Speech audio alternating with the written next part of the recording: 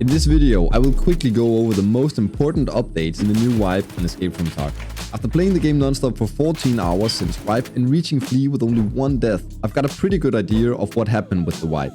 So this patch actually brought us quite a lot of changes. A lot of them are minor and will not change the way the game is played, but we've got some major quality of life improvements in my opinion, as well as an exciting new expansion to Streets. The first thing you will probably notice when you open the game is either the new Trader UI or the new Loadout Presets. Both are awesome in my opinion, but let's start with the presets. Just like weapon presets, we now have the same thing for loadouts. You can choose from a pretty wide set of pre-made loadouts by BSG, or you can customize your own. You can even save your current loadout as a preset, and it lets you decide what you want to keep in your pockets and rig. Along with the presets, we also have the ability to choose gear from our stash to equip by hitting the slots on a character like this. Both will take some getting used to, as we have been doing things the same way for a long time, but I think they're great changes and will make life a lot easier for newer players in particular. Next, we have the revamped Trader UI. You've got buy and sell here in the middle, and completing and accepting tasks are done in the left hand corner. Overall, the whole look has been changed, and I think it looks and feels pretty good. Another thing you'll notice quickly is that a lot of loot containers have had their spawns randomized. So instead of spawning in the same place always, stuff like duffel bags, weapon boxes, med bags and stashes will instead have several different spawns. However, my experience with it is that you might be seeing more containers than usual right now, or none at all. They spawn in pretty close proximity to the usual locations we know, so it will be in the same room or in the same area. Once again, this will take a little bit of getting used to, and I think BSG might nerf the amount of container spawning, as I have been running into some pretty stacked rooms from time to time. But let's see.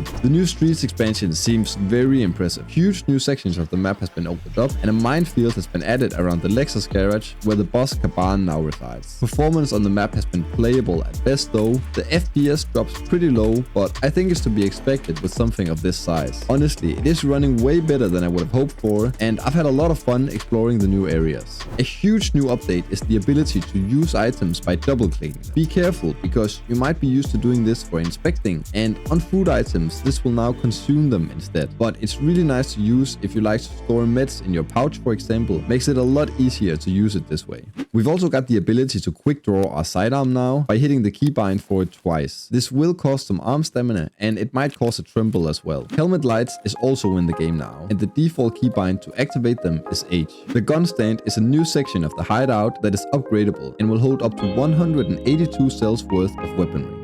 After finishing a scav run, you'll be able to hit this button and quick sell the remaining gear to fence for some easy ruble. These are the most important changes I wanted to share with you guys. I'll leave a link to the patch notes so you guys can check them out for yourself, because I've just picked the highlights. There's also some new guns, armors, rigs, scav behavior and more. I'm streaming my leveling experience on Twitch Monday to Friday, so stop by and say hello. If you're looking for a loot guide, then check out this video, and thank you for watching.